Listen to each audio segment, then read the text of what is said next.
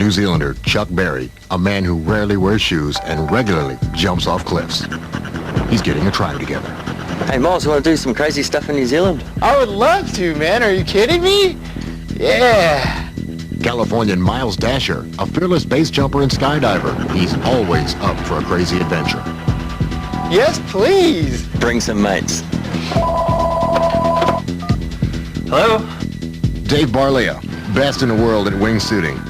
Dave has an extreme wife. How'd you like to go out to New Zealand? Are you serious? Carlene Jeffrey, 4 times world extreme snowboarding champion. She leads the quiet life. Yeah, right. Traveling from California to New Zealand, the tribe will come together for a month in the mountains of Queenstown. Under the watchful eye of Chief Safety Officer Sol, a veteran skydiver with over 4,000 jumps to his name. With a limited budget, they will snowboard, base jump, and ski off the biggest mountains they can. This is Extreme Tribes.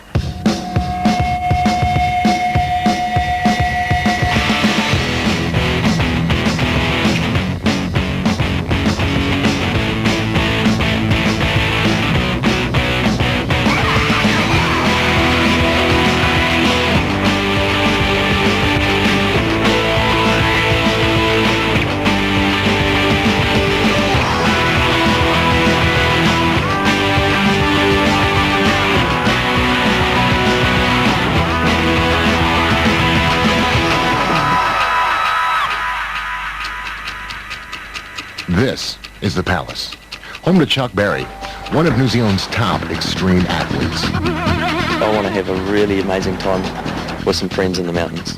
And I think that's number one. And if we achieve that, then we're going to achieve whole heaps of other things too. Chuck is playing host to base jumper Miles Dasher. Super stoked to be here. We're going to do some skiing. We're going to do some flying canopies. We're going to skydive and base jumping with skis on. We're just going to have a grand old time. Dave Barlea, world's best wingsuit pilot. We just love what we do, and we love every day, and we're out to just have a great time. And Dave's wife, Carlene Jeffrey, champion extreme snowboarder. It's a really fun group to be with. I would say that Dave and I are the more quiet, reserved people in the group, and Chuck and Miles are just a real handful. And they're a good time. They really make you laugh the whole time. The tribe are taking a month in New Zealand, the land of the long white cloud. The goal, to get as extreme as they can. Within 1 hour of Chuck's palace, they'll find all the mountains they need. Sol might be the tribe's chief safety officer, but that doesn't mean the extreme tribe won't get him in over his head. The Americans are finding the palace a lot of things, but not luxurious. Sweet. Powered out again. Chuck has found them a beaten-up old Pajero to drive around in. Come on. Whack yeah. The old car started, and they're about to, because Dave's about to attempt an extreme tribe first.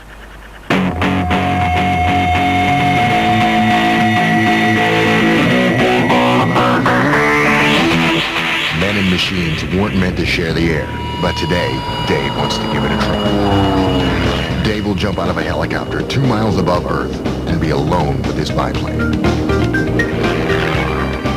It's a pit special plane, and it's just made for aerobatics and doing loops and all kinds of cool flying aerobatic moves. Dave today, who's going to fly his wingsuit right next to the pits, and they're going to try and get as close as they can together as they're flying side by side. Once in that position, Dave will try to touch the plane as it flies. To assist him in his aerial quest, Dave will wear a wingsuit, a specialized jumpsuit that allows a falling human to become a glider. Dave's webbed wingsuit gives him a glide ratio of 2 to 1. So for every 10 feet he loses in altitude, he moves forward 20. He will attempt this stunt from 12,000 feet and fly 4 miles in just 1 minute. You don't want to hit the plane, and especially you don't want to hit the propeller, because that's the spinning part, it'll grate you up like a cheese grater. So, we're going to get on jump, run. Yep. Dave goes over his final plans with Safety Officer Sol and Chuck Berry. I'm going to open the door. Yep.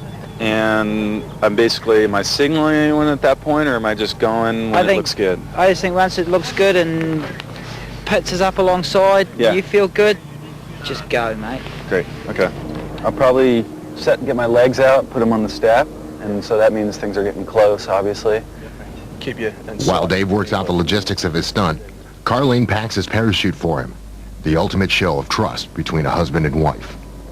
Yeah, I'm just trying to help him out a little bit so he has time to talk to the pilot and get everything else sorted so he can just relax between jumps, and I get to be the packing wench.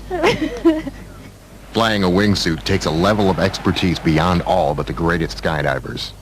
And Dave is the best of the best.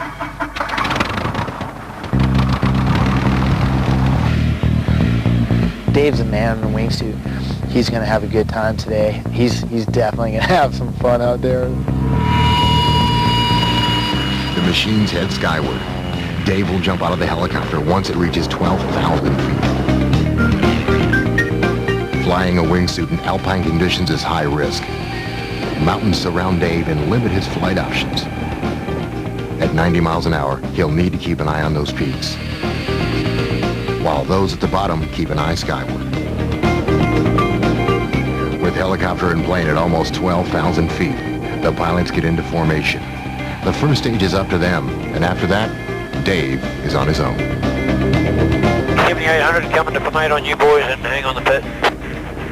Okay, I'll lower the pit. Yeah, same level, about 80 meters. Okay, open the door. Obviously the main thing is me not interacting with the propeller.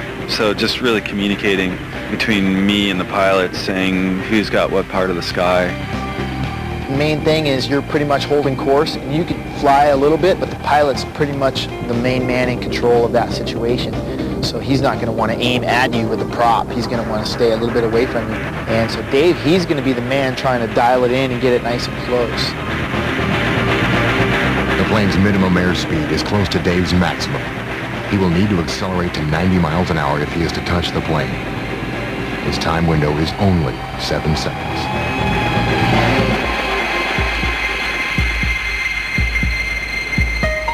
The pilot pitches the airplane to match Dave's downward speed, but loses eye contact with him and anxiously searches the sky, as does Dave's wife, Carlene.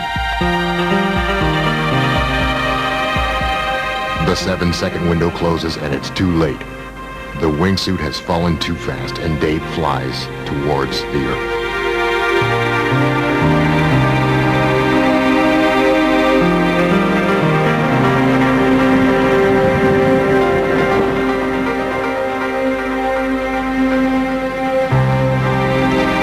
Interesting.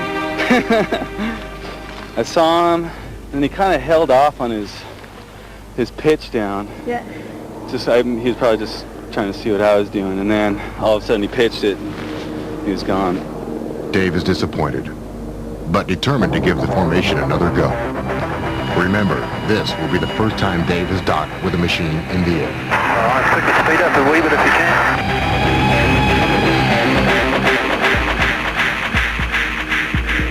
Dave's a lot closer this time, jumping just a few seconds later. Saul is almost too close. He narrowly avoids the plane's spinning propeller.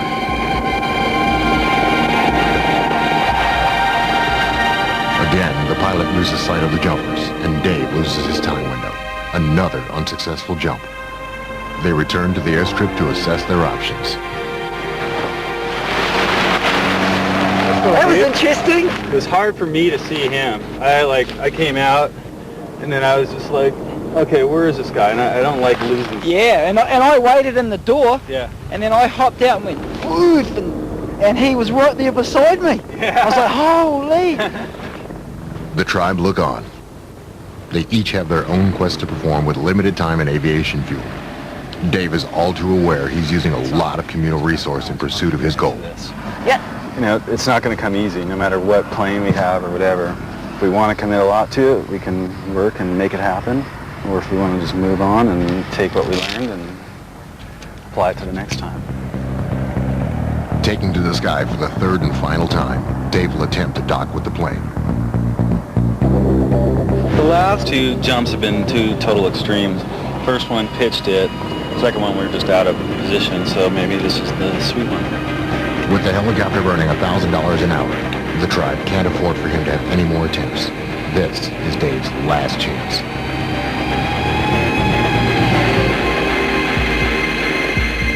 At first, they Things go well, but Dave falls wide. The pilot frantically pitches downward and even upside down in an attempt to catch him, but Dave's wingsuit falls too fast. He has missed again. The wingsuit and airplane cannot match speed and altitude. Dave flies toward the Earth with knowledge that his first New Zealand tribe mission has been unsuccessful. The pass, like right over me, and then it was gone. I don't know if it's possible. It's just not the right plane. Oh, no. Not the right circumstances.